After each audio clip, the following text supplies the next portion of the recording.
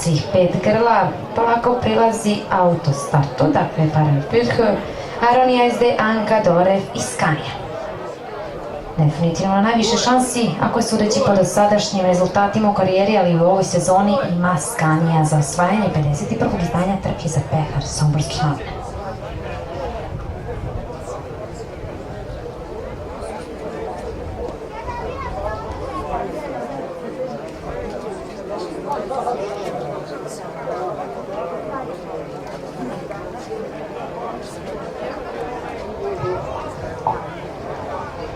I trka je puštena.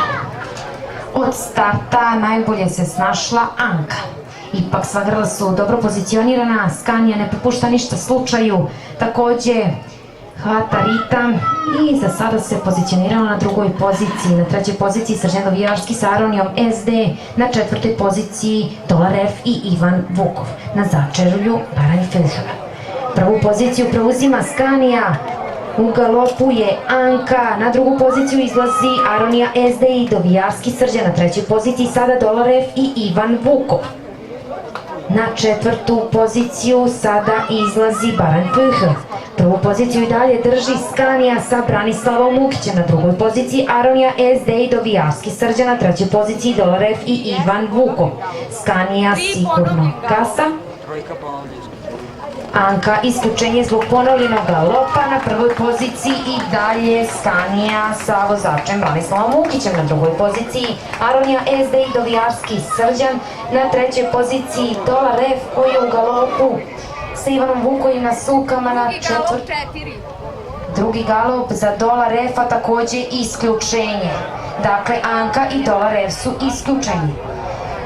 U borbu i dalje ostaju Scania na vodećoj poziciji, na drugoj poziciji Aronija SD sa Dovijarski Srđanom i na začelju je Barenpühl, ali ona je trenutno treće pozicionirano grlo, s obzirom da su Dolarev i Anka isključeni. Dakle, Scania sigurno i lako kasa, na vodećoj poziciji prati je Aronija SD sa Srđanom Dovijarskim.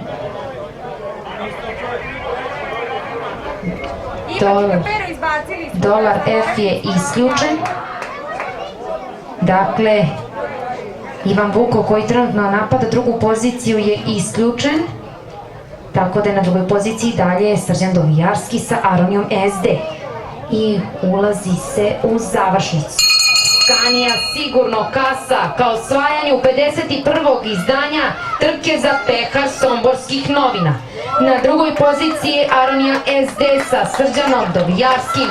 Dakle, Scania više nego nadmeno i sigurno osvaja 51. trku za pehar somborskih novina.